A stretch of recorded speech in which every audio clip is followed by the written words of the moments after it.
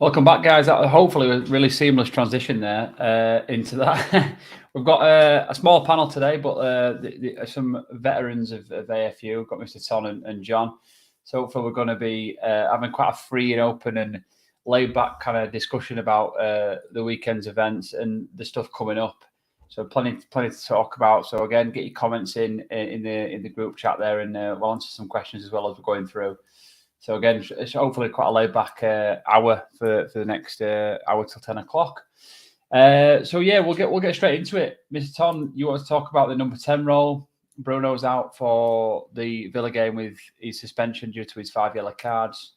Bit of an opportunity possibly to maybe not go with a number 10, or at least obviously with Bruno out, maybe playing a sort of slightly different way. Maybe he'll use Eriksen, but what's your general feelings on it so far? I mean, I'm kind of with you on this one, if I'm honest, as well, because I wasn't too convinced with Bruno in the last 2 games. So, what's your general thoughts, mate? Yeah, it's more about just, obviously, I get this manager. He does like this number 10 / second striker. He's done it before, and I know he really does like that. But I just feel like, but he has shown me he can be versatile and also have a rotating midfield when he was at Ajax. But I just feel like this is just how I'm looking at it, and I look at things tactically and relationships on the pitch. So if we take out Eriksen and those, was it 2 games where Eriksen didn't play, and you look at Bruno, it was a different Bruno. It was so visible, a different Bruno. And then it was a Spurs game, I think, was it? Yeah, and then when you put him again with Eriksen, it's just like I always had this feeling, but I never knew, because like last season when under Oli, I always saw Bruno he's a more transition player in my opinion, especially at Sporting. But I thought maybe we can get his tenacity in the midfield, but we never really utilised him as a midfielder.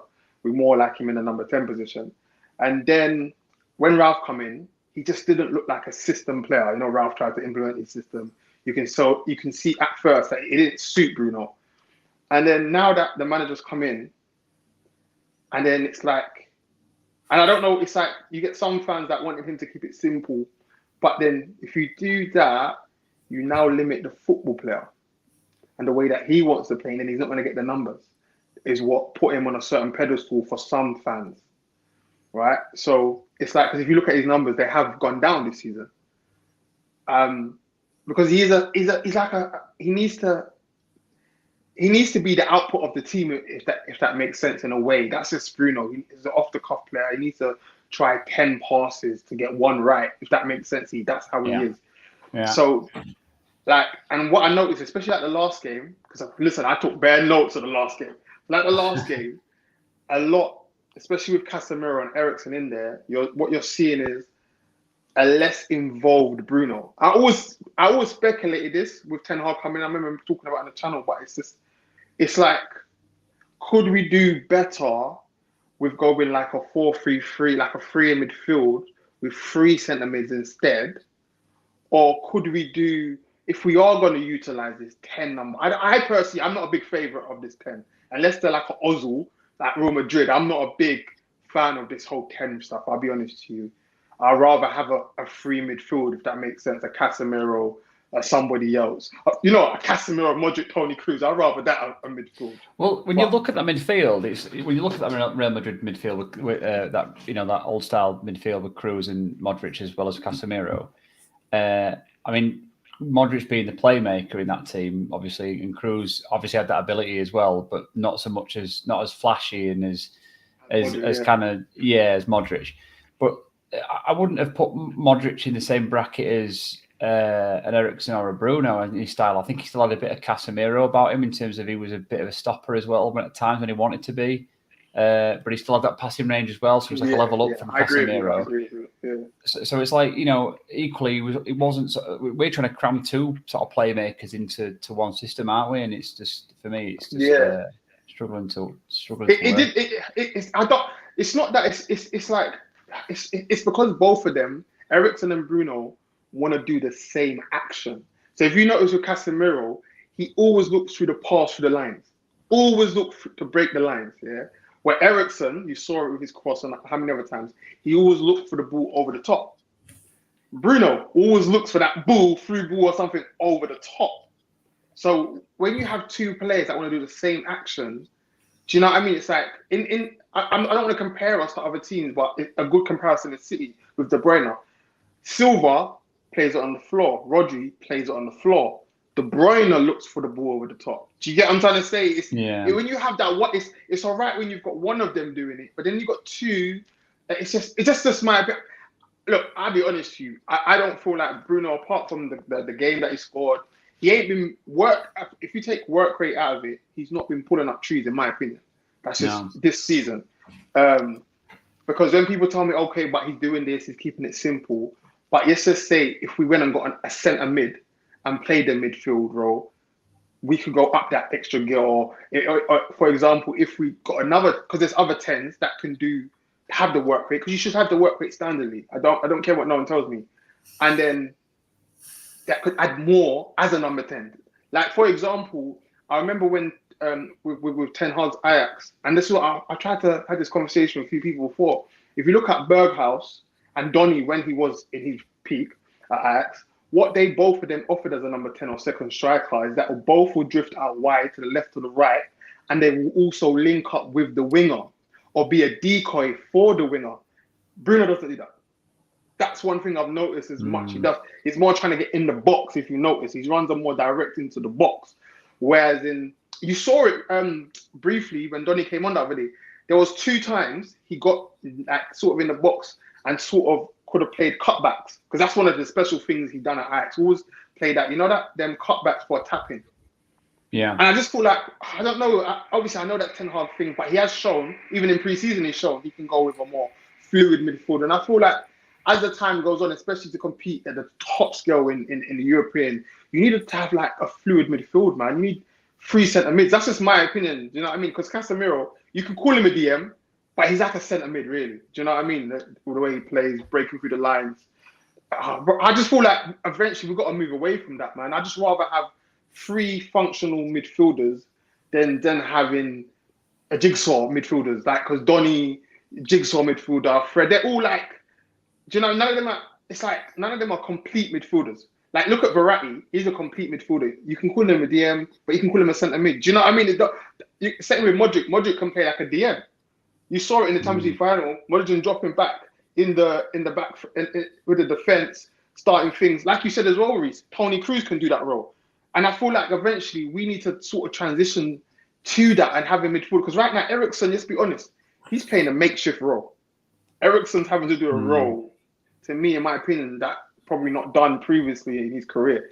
Not saying he hasn't done it well, but I just feel like he'll be better in the final third more than where he is now. I think he's got. I mean, John, we'll come to you on this one as well, mate, and then I want to keep on this subject for a while because it's quite an interesting one, really. And obviously, I think it's going to play a massive part in Ten Hag's thought process for the weekend as well against Villa, because obviously he's not got Bruno anyway, so like he's going to be thinking about that. I mean, just a comment there from a Kiki. I thought our tactical analysis indicated we were playing 2 8s instead of a number 10.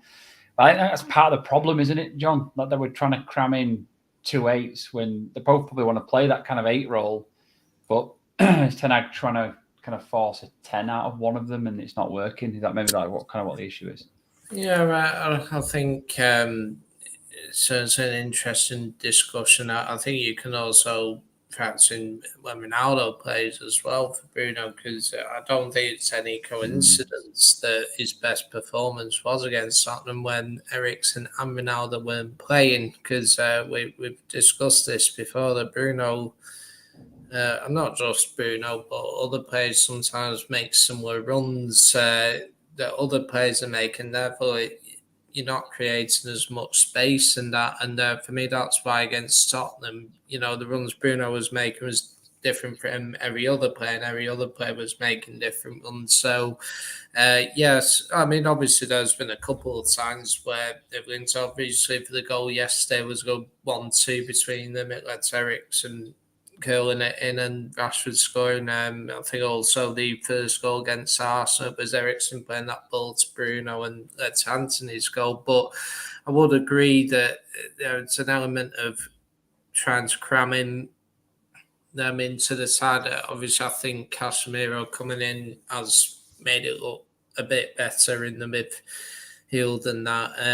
But I do think with regards to Bruno, he hasn't been quite at his best, and he hasn't, you could argue, for quite a while. And I think also with Bruno, that 5 yellow cards in 12 games, and how many 3 of them were for moaning at the referee, weren't they? And you just think he's missing one game already after 13 games. He could easily pick up another 5 and miss 2 after 30 games or something. So it's not. He's got to change that. And I think there is that general frustration in his game that he hasn't been playing at his best, and whether that could be to how the team is shaping up, because I think you made the point before, Mr. Ton, about are we trying to play a system where you try and get the best out of Bruno or even Ronaldo. Sometimes it's like, what's the best way this team can play? And it's noticeable that arguably the best performances have occurred this season have been when potentially Ronaldo's not on the pitch, for example, and also and the Tottenham game in particular is our best performance overall for a very long time. And for me, it does cause a good debate about whether you can play Eriksen and Bruno long term. I do personally think he will push Eriksen up into the number 10 position for the Villa game, and it'll be interesting to see if might play Fred potentially, because the Casemiro Fred link for Brazil potentially, and obviously McTominay hasn't really played much lately as well, so it'll be interesting to see what happens. But yeah, I do think it's a worthy discussion. Well, just kind of moving on to the Spurs kind of formation. I mean, that was kind of what we played at Spurs. I mean, arguably, we'll come to the Chelsea game because there were 2 sort of that first 35, 40 minutes of the Chelsea game. The Spurs game overall, I think the Spurs game personally was kind of where I felt we were at our best, and that was with Casemiro and Fred. So obviously kind of a Brazil sort of midfield holding line, if you like, and then Bruno with a bit more freedom, but there's no Eriksen, there's no Ronaldo. Obviously, Rashford naturally probably drifted out wide, didn't play that kind of number 9 position, and allowed Bruno to kind of vacate or sort of get into the positions that a second striker would get into if Rashford's kind of drifting left and right. So you're kind of like looking at that and thinking, is that our best formation where we offer Bruno a bit more freedom? But then, like Mr. Ton said, and I totally agree, I think then we're sort of playing almost to suit Bruno rather than playing to suit a team. When you sort of come to the Chelsea, I've moved around there. We'll come to the Chelsea formation. There we go. We played 1 defensive midfielder in Casemiro and allowed Bruno and Eriksen to drift further forward. Now, I'm sure Eriksen, as he did in that game, was sort of more in between and playing that kind of like number 8 role. Again, Bruno having more freedom. Once again, maybe a telltale sign that Rashford was starting. And Rashford generally will sort of drift left and right, which will allow Bruno to again get into those forward positions. So there's kind of an argument there, a slightly different formation, more attacking formation, really, without 2 defensive midfielders. But then, if you notice the Chelsea game, when Potter then added the midfielder, we lost control, and Ten Hag spoke about that. Second half, we lost control. Yeah, it's a dilemma. That's what I've noticed. It is a problem, isn't it? I mean, what I noticed against West Ham, which was quite concerning. We'll come to the West Ham. Lineup and just have a little look at how that kind of lined up against. So didn't go with the Fred with Casemiro, went with Eriksen in there, and obviously Bruno in there. Obviously Ronaldo starting, Rashford out wide. Rashford got a goal, so you can't criticise him for that. Rashford played pretty well over the kind of the 90 minutes really, but I think generally it was a little bit of a concern, like you said, Mr. Tom. There was no control, was there, in this game? There was patches where we were like losing the ball, quite weak from the back line, building out from the back. I think Eriksen was quite sloppy with his passes. Bruno the same. we were forcing it quite a lot, weren't we, and panicking. The second half, West Ham got back into the game a lot more second half, man. Yeah, there's lots of panic. So it's difficult, isn't it? I think we haven't really got that kind of position nailed down, have we, in terms of whether we play a 10. I think if we do play a 10, Bruno's got to be that number 10. But we play where we play around that number 10. Personally, I think if we don't go with the number 10, I actually think Bruno, and I've been saying this from when Bruno came to this club, I actually think he'd be a better midfielder than a 10. I'll be honest with you. I generally feel like the way he works hard, tenacious. You talk, that's like a midfielder. Do you know what I mean? That's the midfielder. The qualities that people say, that's a midfielder to me. I'll be honest with you. The way he plays, he's tenacious. He gets around the pitch. That's a midfielder. Like, I played midfielder. That's what a midfielder does. Do you know what I mean? Rishi would know, like, that's a midfielder. I feel like he'd be really, really, really good. It's like he's a big part of the engine room, you call it. Do you know what I mean? With his energy, that would help go a long way. That's just my opinion. I just always thought that he'd be better as a midfield. I've always said it. My only thing with Bruno in that position sometimes in midfield is he's recycling of the ball, but in terms of his tenacity, you can't fault it. But now he's got Casemiro who will recycle the ball, won't he? And Bruno can think about getting passes further forward and progressing the ball forward, can't he? Really? So it's a conundrum. I think we've seen two performances where we've had two different styles two different sort of midfields formations where similar sort of outcomes, good performances, but sort of two different midfields, if you like, in the Tottenham. Best way to think of it, is that the fact that Ten Hag chose for his substitution to bring on two midfielders tells you what he thought about the midfield. He was losing a grip of it. He brought on Scott McTominay and Fred. This is it was so visible. He spoke about it. Building a grip of it.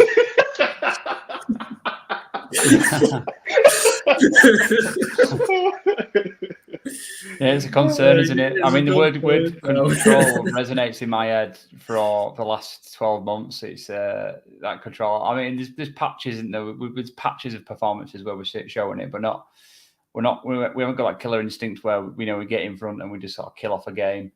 But yeah, I mean, it's a concern, isn't it? The forward line's got something to I think a part to play with that as well. I think holding the ball. It also shows a little bit what you mentioned, Mr. Son, about bringing on midfielders. I mean, goes off top. He put Bruno on the right, and Sancho hasn't played a game last week, has he? Which is interesting as well. So it's interesting what he did yesterday.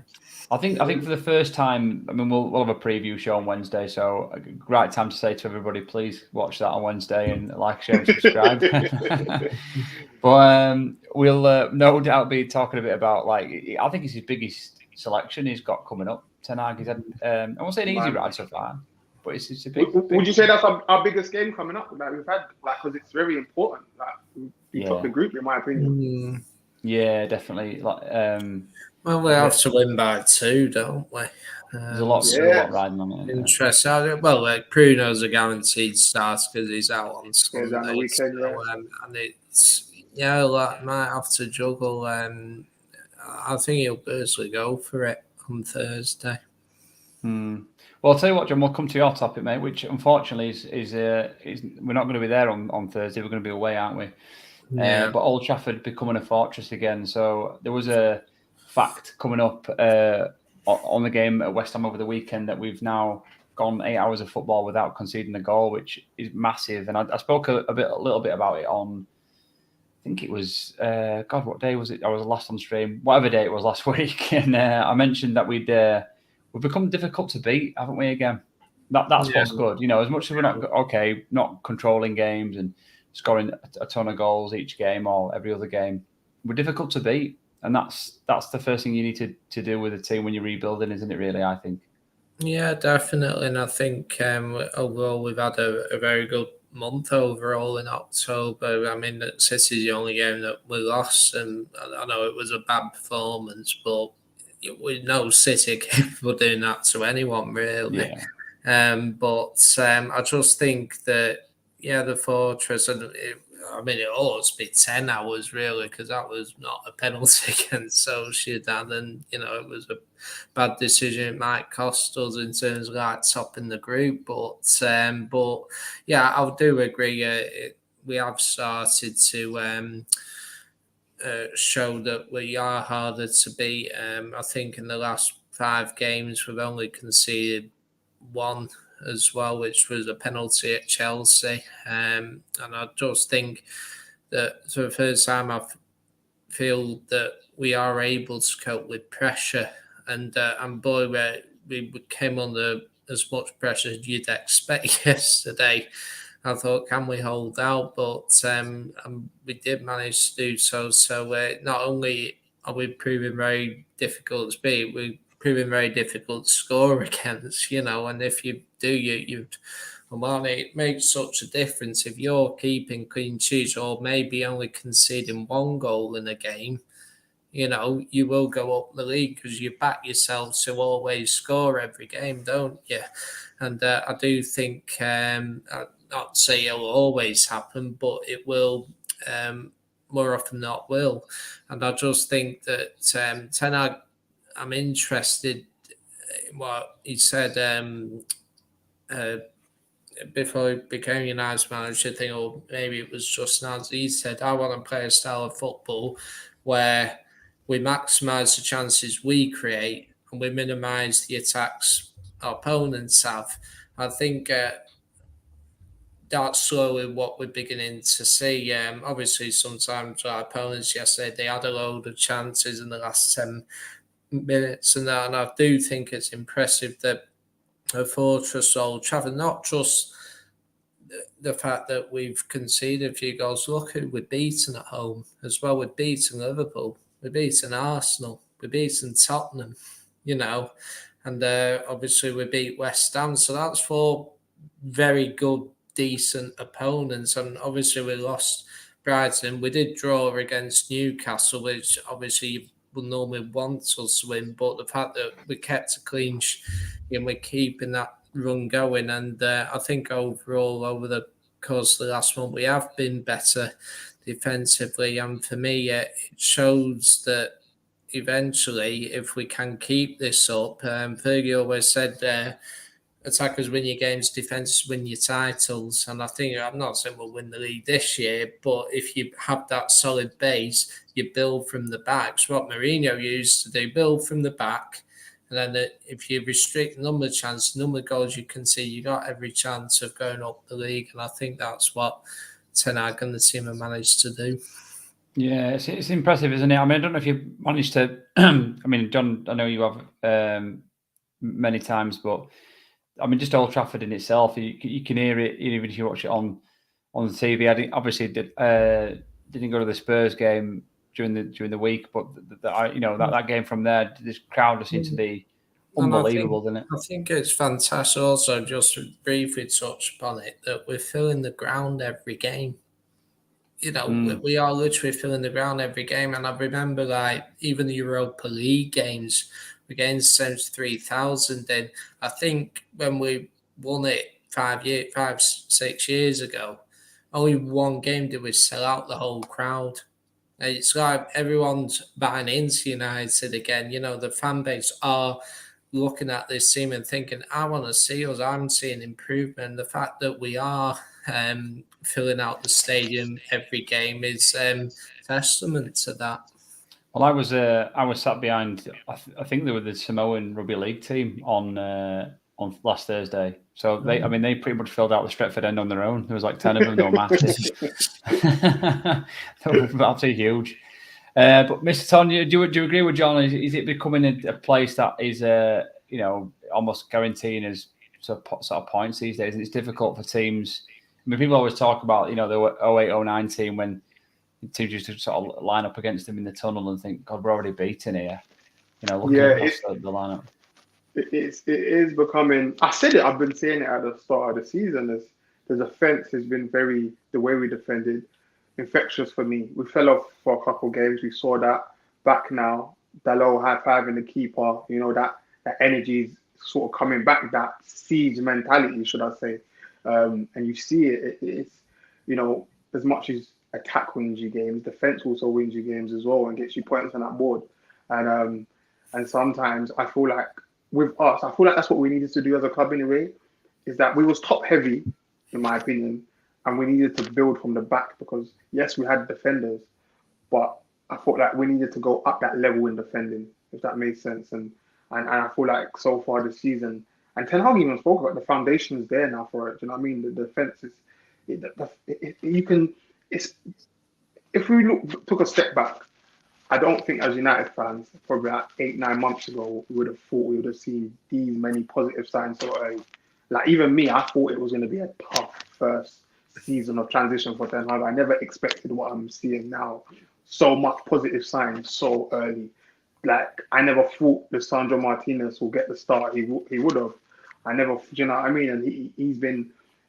It's weird because we've signed centre back after centre back after centre back after centre back, and we've not really, you know what I mean, had any good ones yet. But we finally got to a decent one, and it's now we did have a decent Varane there with him, but it is looking like we need to find a partner for Lisandro long term, if that makes sense.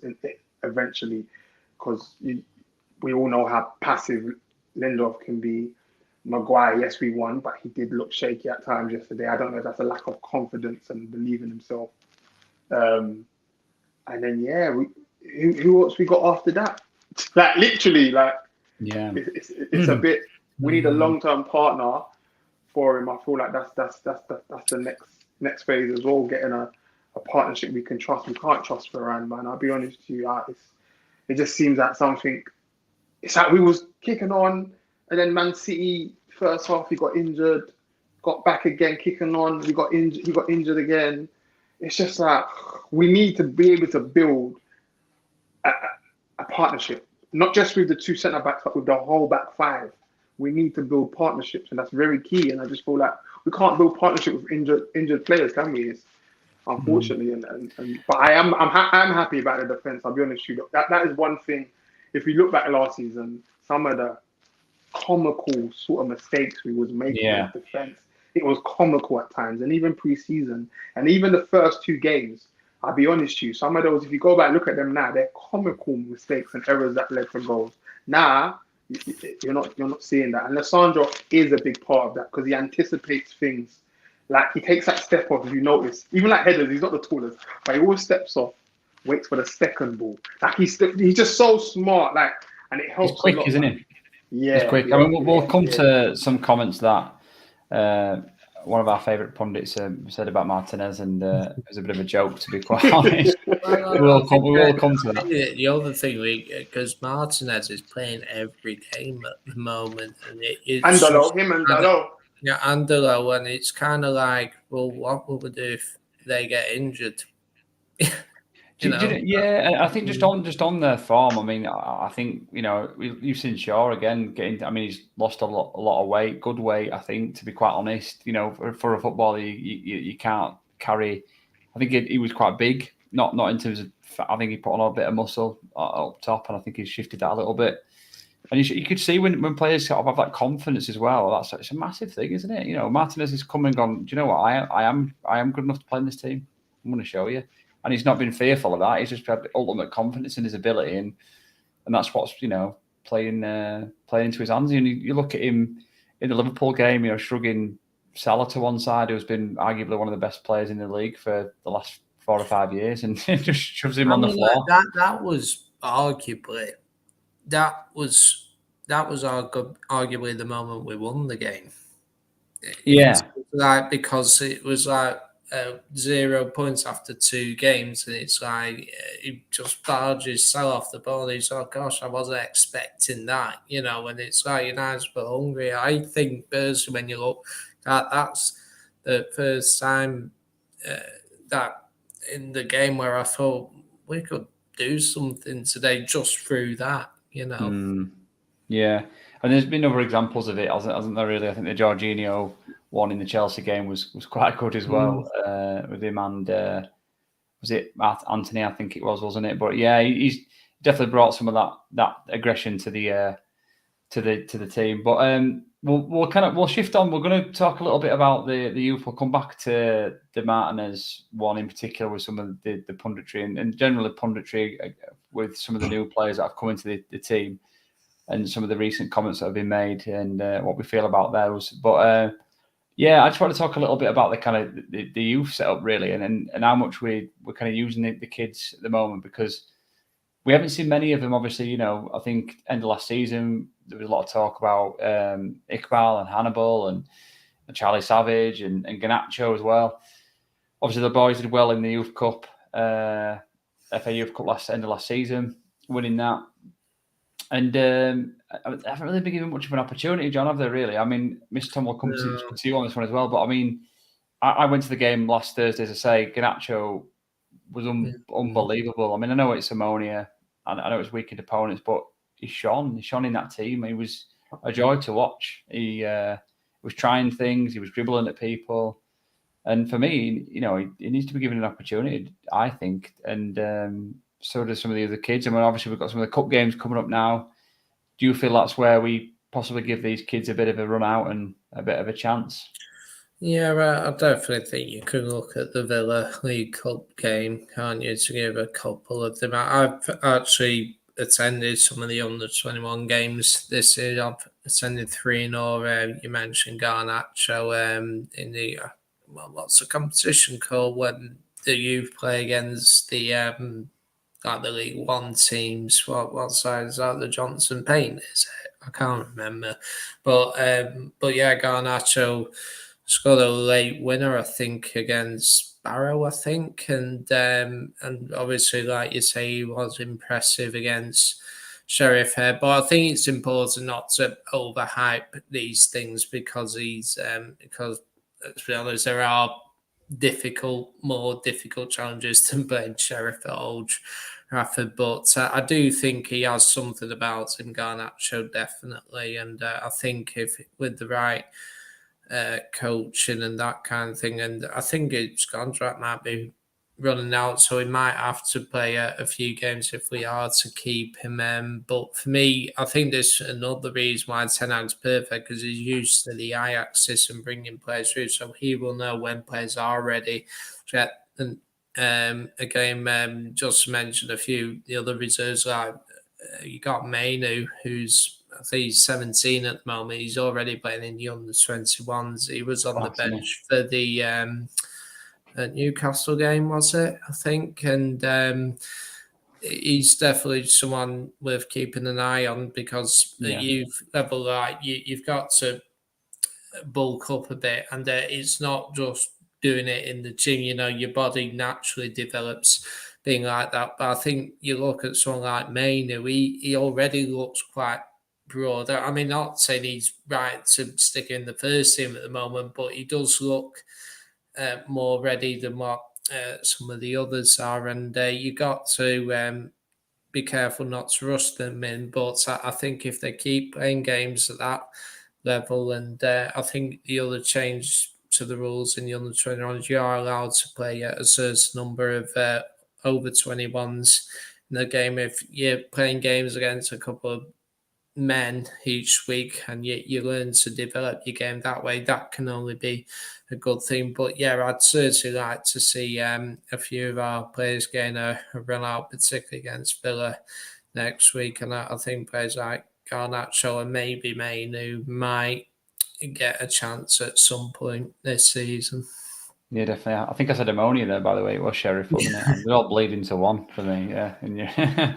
But yeah, Mr. Tom, how do you feel? I mean, look, for me, I want to see the kids come in and not rushed. And obviously, John's right. You shouldn't be just throwing them in massive games. But obviously, the Sociedad game, for example, would be a huge no-no. But I mean, like you say, next week we've got Villa in the Carabao. It's an opportunity maybe to try one or two of them out, isn't it?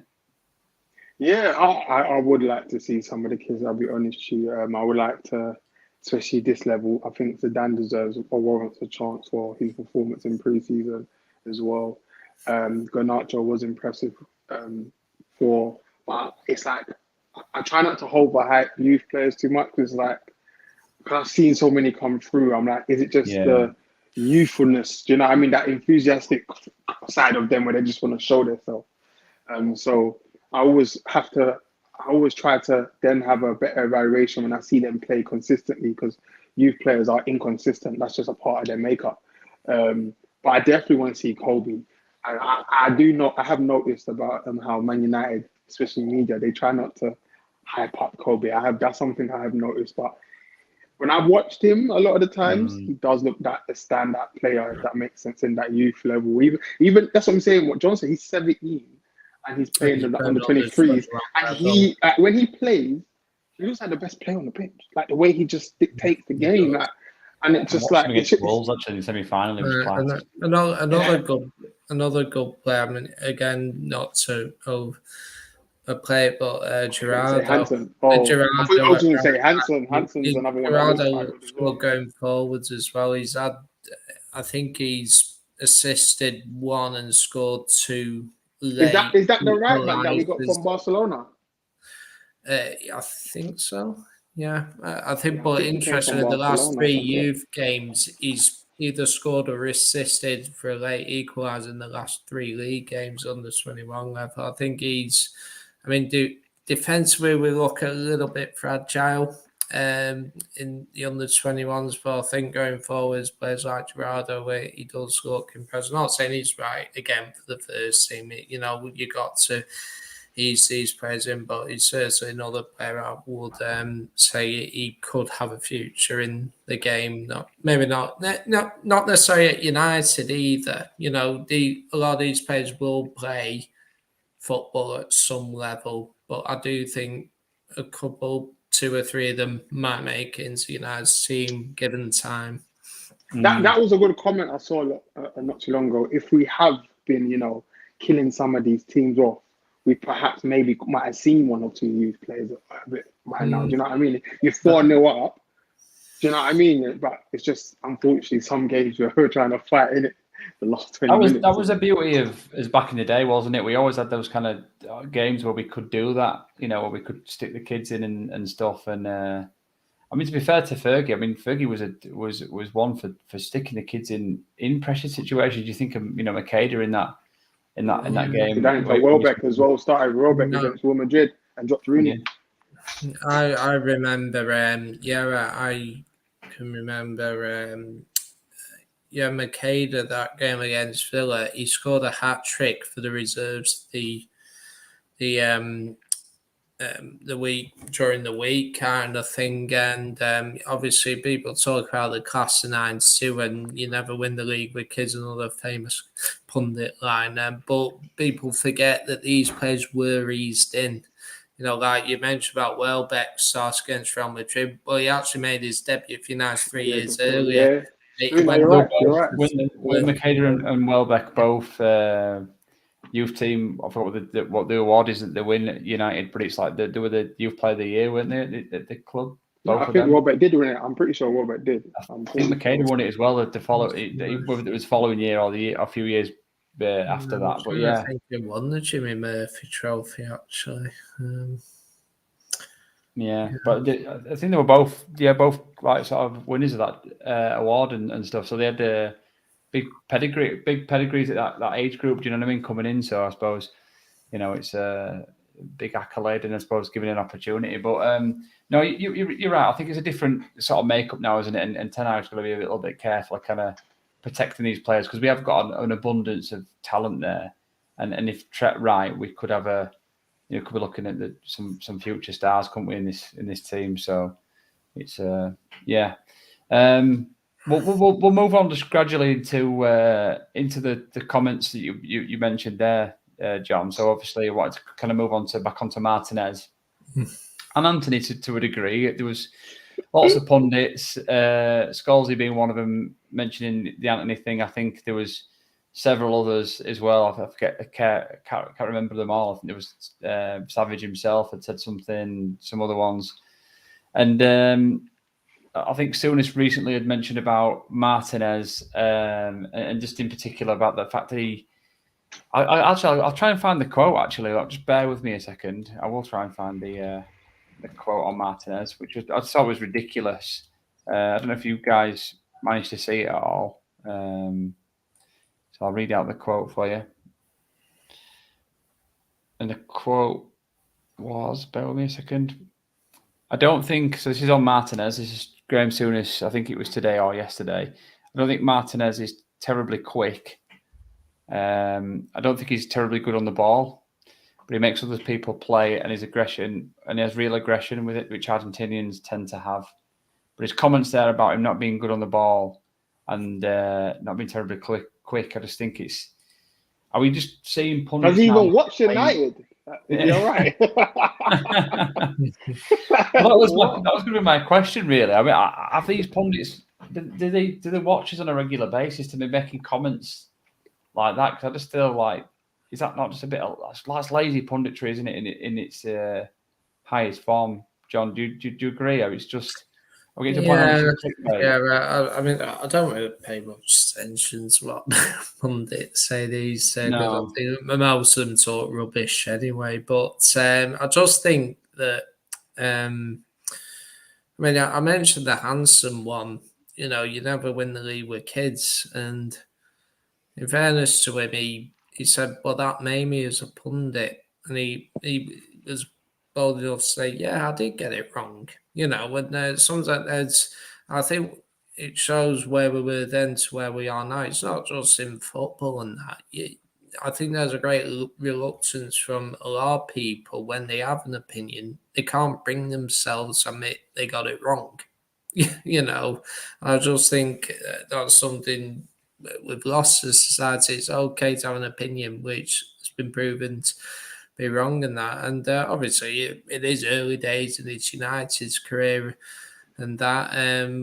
But I do think that, I just think the way Jamie Carragher came after 2 games, I'm convinced it can't work and all that. You know, like, and it's just like they just go into hiding when the press about it's like, well, yeah, it's more aggression and all that. But it's kind of like just say, look, he's proved.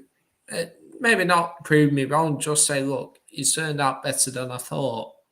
You know, and there's nothing wrong with that. And it's okay to say, okay, I still have a couple of question marks about him, but overall, he has had a good start. There's nothing wrong with saying that, you know, and I just think that, and this is why, you know, why we have fan channels, you know, like Wolfie Nice now, when us fans who see the game, every game, and we observe, view that just because you're a great player once doesn't mean say that you're in tune with the modern game and that kind of thing. And I just think this is why it's good to have these debates and that, you know, like, you know, because we all observe the game differently in that. But yeah, I just think it's a shame, really. But we'll leave old sour grapes anyway.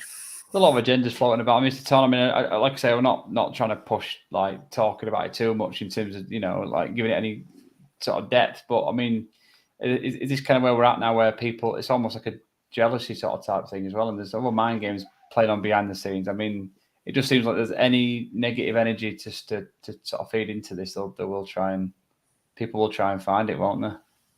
I feel like it's even coming from some of our own ex-players as well, man. It's just, we spoke about it the other day. It's just like, even the whole, once again, coming back to, do you research what you're talking about? When they spoke about Anthony, I was there like, he was doing this at Ajax with the same manager before, and he was sometimes losing the ball when he was doing it with the exact same manager. So do you really think this manager gives 2 Fs? Like, he's doing the same skill at Ajax. And he bought him for 100, and then just gone and bought him for 80 million. And that's why because I think after the game, when he got asked about taking him off on Paul's photos, he was like, no, I don't. I bet that was part of the reason. But the same manager watched him do the same skill at Ajax and lose the ball so many times. So it's like, what are you talking about? He's been doing the same skill for years, like with the same manager. That's the part that people forget.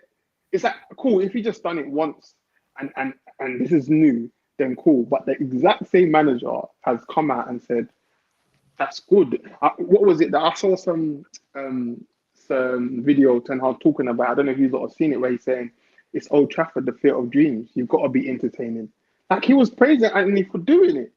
Like, do you know what I mean? Like, I don't understand. And I see some pages the day afterwards was highlighting the part I'll correct him. He didn't mean correcting the skill. He's talking about the fact, the pass, it led to nothing. He's not talking about the skill. He's talking, when he says correct him, he's talking about the passing.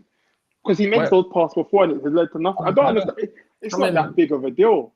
I don't know where Rory's coming from, but I mean, you're talking about Soccer AM there, Rory, because I mean, how do you not know that? Yeah, that show? yeah, Soccer AM. Oh yeah, they used to show the skills. I remember Balassi used to always be on there. Do you remember Balassi at Everton at Crystal Palace? He always used to be on there. They show the skills.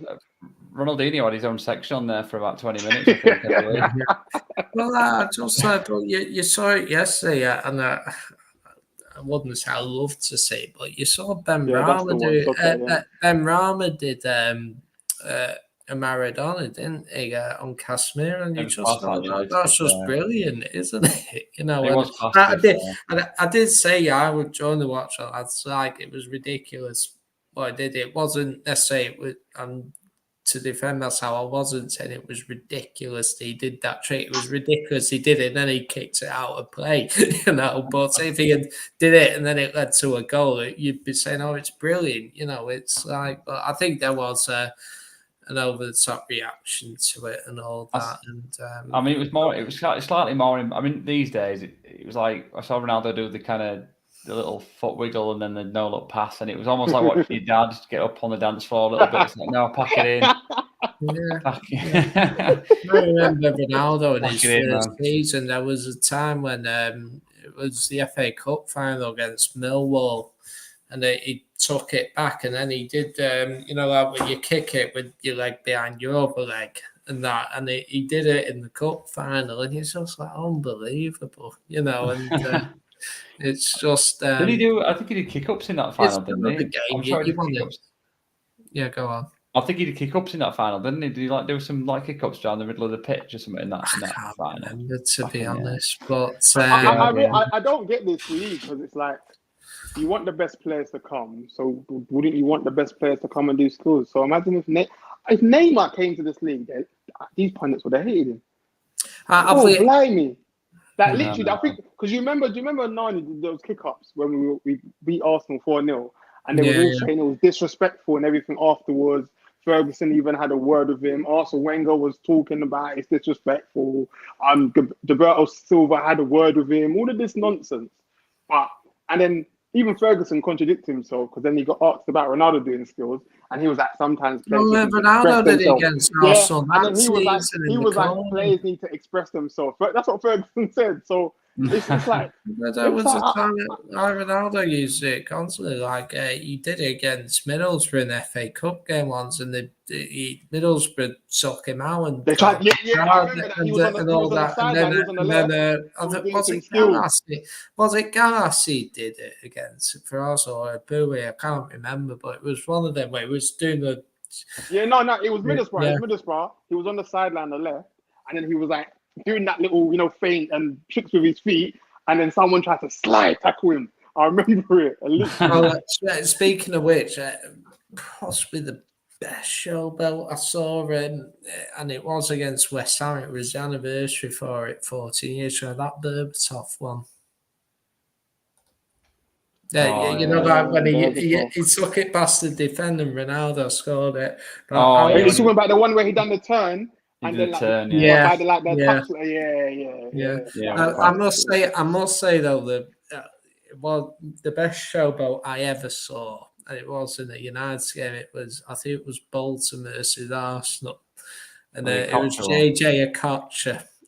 When he was skillful, had it by the corner pad, he flicked it, and he somehow flicked over his head of the defenders and control. I was like, how on earth do you do that? It was just one. For me, that has to be the best. You need to get some highlights of Lee Trundle from Swansea. That's what you need to get from it. Search Lee Trundle Swansea, that you'll blow your mind. Unbelievable. It's part of the game, isn't it? I mean, it's a shame it's a shame not every game was shot, but I would have loved to have seen some things George Best did. Forgot. Yeah, it's a part of football, man. Look at what's his name at is it Saint Maximin? That's it. Look at him always doing a little. Do you know what I mean? It's entertainment, man. Like it gets everyone talking. I must admit, last week when he did it in the ground, everyone was just like it was kind of this little buzz around because at that point in time it was quite flat. We were a bit flat, and then he did that little spin, and the ground just seemed to like rise a little bit. It was like, yeah, wow. I can hear it when I was watching it. Everyone was like, oh, yeah. But I think this is something that for me that Sancho needs to learn. You know, don't be afraid to take on a player and you know, we will give it if you keep doing it. It will come off. Like, don't be afraid to lose the ball doing it. The crowd will back you. There is a time to pass it, but there is a time where don't just stand them up and then pass it. Just take them on. And the United fan base, if you keep trying it, we will praise you, even if you get it wrong sometimes. This is what impressed me with Garnacho in that Sheriff game because he went on, he dribbled at people and he tried and. I don't know if you saw it on TV really when they did the crossfield ball to him in the second half and he was on the left. And he touched it, backheel touch, didn't it? He backheel touched it, he crossed it, and the crowd went, "What?" Like he just got everybody. It was like amazing. And by that time, he'd done a few things, and a few things had come off, a few dribbles. He just thought, "I'm going to try this," and it was in, and it came off. It was like, wow, and that's what Anthony does. Anthony loves that little skill as well, doesn't he? As well, so. But it's like fair play. The kids are what 17, 18, whatever he is now, and he's doing it. Like you say, Sancho, John, he should be coming on and going, do you know what, I'm going to try some things. You should, because there's no harm in doing it. You know, like if you give the ball away, it's at the opposite end of the pitch, isn't it? You know, just take on your man.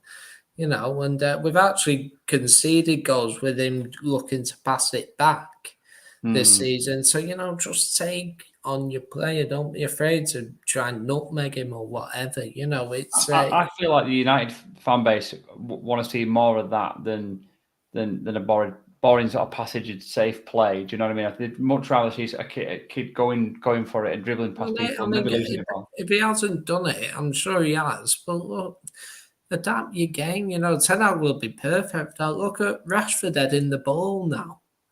You know, you can adapt your game. That goal a year ago, Rashford wouldn't have scored that goal. The first one was better, actually. It was quite unfortunate with the first. I thought he'd scored that one. But that's what I mean. He wouldn't.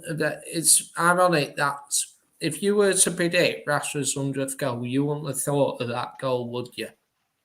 No. Yeah, would you? The way he's played, and this is why he can learn. You know, get your head on it, attack it. And that's what you have to do, you know, play with flair. And I think Sancho does have it in his lock. He's just got to use his brain more. And I think if he does, then he'll go up to another level. But if he doesn't, then I think he's in trouble. Yeah, definitely. Well, few comments as well, agreeing with us. Obviously, Jarvis said like, the football's entertainment, and it is, isn't it? You know, it's an entertainment sport at the end of the day, and that's what we should be looking to sort of promote. Apex wants to know what the odds are for how many pirouettes what Anthony they'll do for the season. Should we call that 360 the Anthony now? Was it 360 or was it like a 420? He nearly did like the full Tony. I don't think we can call it Anthony, wasn't it? Because there's footage of Ronaldo doing it years ago, isn't it? I think Ibrahimovic kind of made it infamous, didn't he? As well, I'm sure he was doing it as well as. We can't think of a name for it, don't we? Yeah. Might be a swear word. Do you know what it is? I think he's done it in games before, but I think that was if I might be wrong, that game he done it 3 times. I think that's the most he done it 3 times, basically. If you do it 3 times, we'll call it the I can't remember at that point. I don't think we'd scored as well. I think it was still 0-0. So it was a bit flat, you know what I mean? And it was like, then he did that, and it was like, it wasn't a great game. Get the crowd up initially, like, hey, and then when kids, I was like, oh, you bet. He did, to be fair. Viking says here, Ronaldo could have scored one of the best goals in the final, but Dennis Wise would have fouled him. Maybe so. Did he do that? Or was that in the final? Because he was playing for Millwall. That was the Millwall final in 04, yeah. He felt, I remember that. Dan there says skills are part of football, like baseball. It's a part of the game. Suppose so. Yeah, you've got to kind of promote it. I think that's what we want to see more of. Jarvis giving us some education on some on flair footballers there, so you want to check that one out. Dan again, Sancho was trying to take on a man 4 times during the game and failed 3 times. Pulled, but the one time he pulls it off, the other 3 times we've forgotten about. I suppose so. I mean, that's what we want to see more of. I mean, I won't criticise a player for trying it. Ryan Giggs used to do it constantly. He used to constantly give the ball away early on in his career. People are always trying to use the moan at him, but we all know how brilliant he became. So, Ronaldo, even the first few years, he was so frustrated. But, just don't be afraid to do it. Yeah, this is a big season for Sancho, isn't it, as well? He's got to kind of kick on, hasn't he? And, he should be getting to those World Cup teams as well, shouldn't he? Like the England team and going to a World Cup. And obviously, with his form at the minute, he's not knocking on the door for that, is he, at the moment? So he needs to be sort of, with his talent and his ability, he should be really sort of, showing a bit more of that ability, shouldn't he, really, to be fair? Apex, no coach should ever take away certain players' flair ability. Every time you're the boss, you get it. I agree with Mr. Ton on that verdict as well. I don't think he's going to penalise anybody for showing a bit of flair and a bit of individuality, as long as he's obviously doing the defensive work off the ball as well, I'm sure. Dan says, call it the roundabout. Celebration. There'll no doubt be a FIFA version of it, won't there? Or some celebration at the end of a goal or something, or some bit of skill. But just to finalise then, guys, we'll move on a little bit. Nearly coming to an hour. Got feedback, or I saw some feedback. Maybe you guys saw it a little earlier than me, but Martial is back in training today. So that's good news. I think obviously he's been playing well parts this season. Obviously not played that much. Pre-season he was unbelievable. Had some good cameo roles. I think the Liverpool game was one of his best games this season. Obviously we went on and won that game.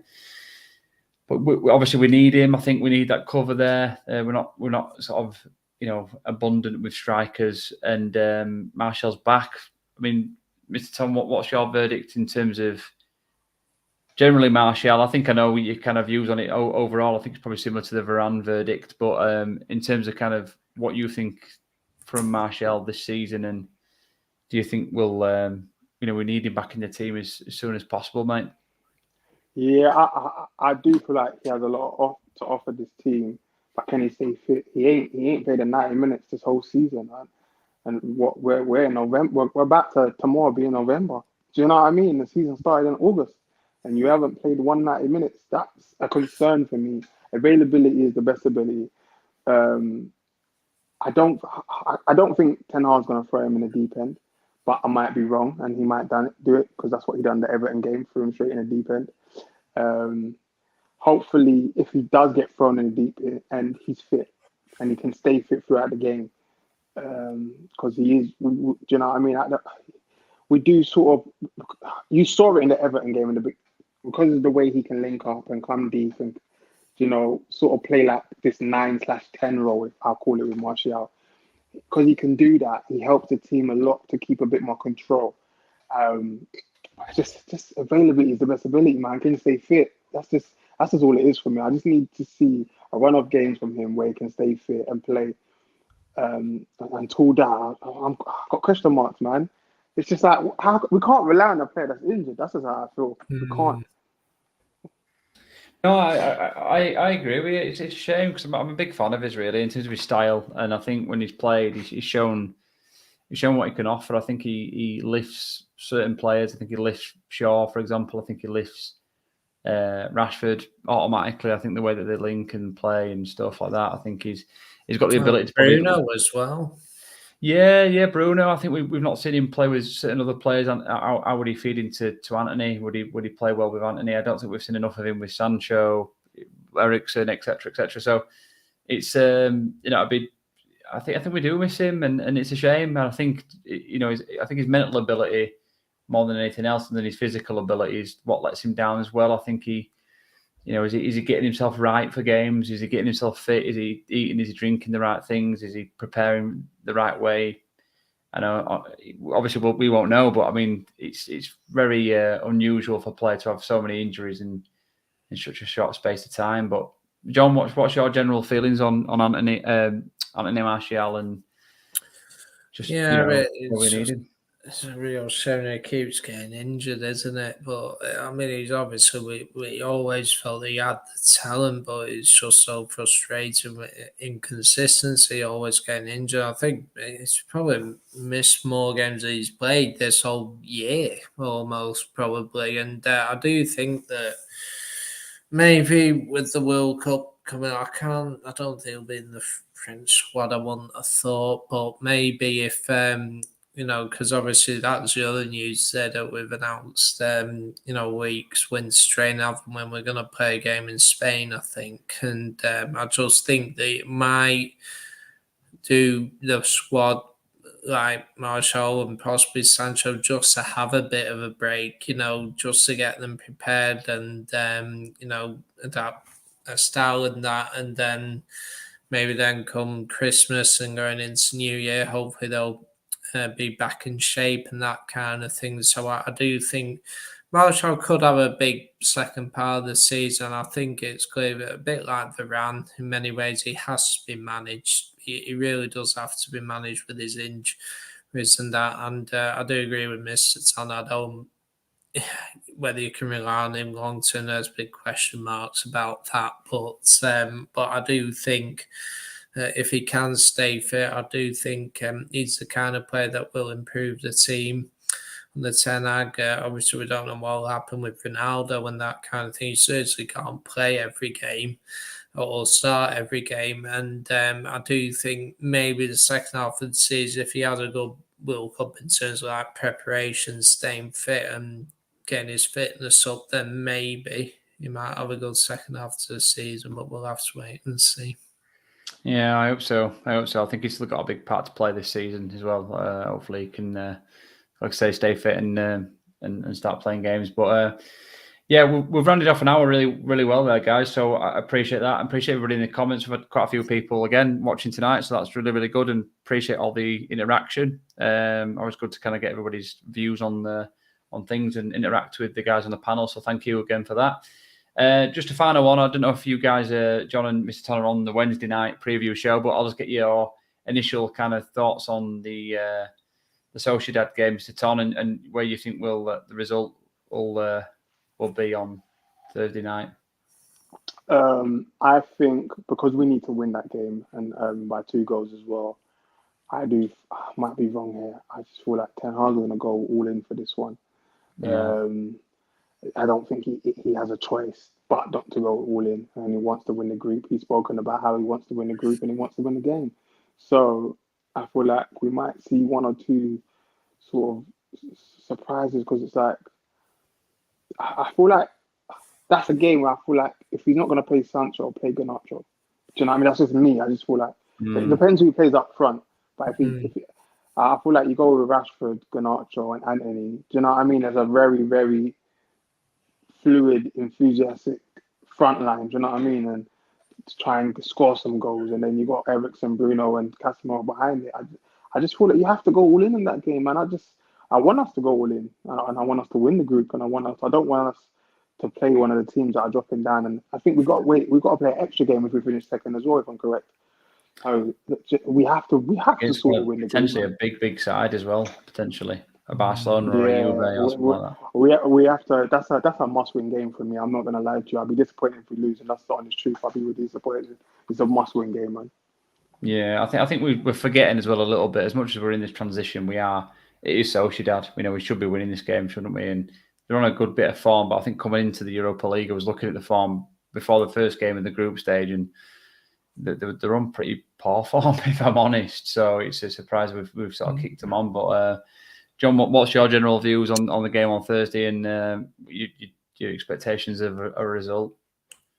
I think it's I think he will go full strength. It'll be a very difficult game because I don't think our record in Spain is particularly good.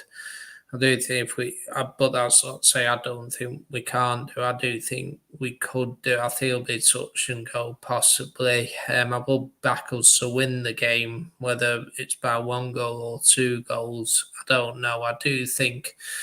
I mean, it's interesting. Sociedad did play yesterday against Real Betis at home, and they were in 4th place before the game. And Real Betis scored 2 late goals to win 2-0. And they leapfrogged them into 4th place, which is interesting. So hopefully happens for a second time in the week, perhaps. But it'll be interesting to see how Sociedad treat the game as well. Whether they'll go full swing, because obviously they're qualifying now, and I hope that we can just edge it. I think it'll be maybe 2-0 or 2-1 possibly, if it's going to be that way. So I do think it'll be touch and go, but hopefully I do think both the squad is in a good position. I think we learned a lot yesterday, the squad togetherness, and I think they can back themselves to get the win. No, I agree. I think it's going to be tight. I think they're, I don't think they'll give up too easily. And I think for them it'll be a massive opportunity to, let's say, top that group and go from possibly go on and win some European silverware, which for a team like Sociedad is massive, isn't it?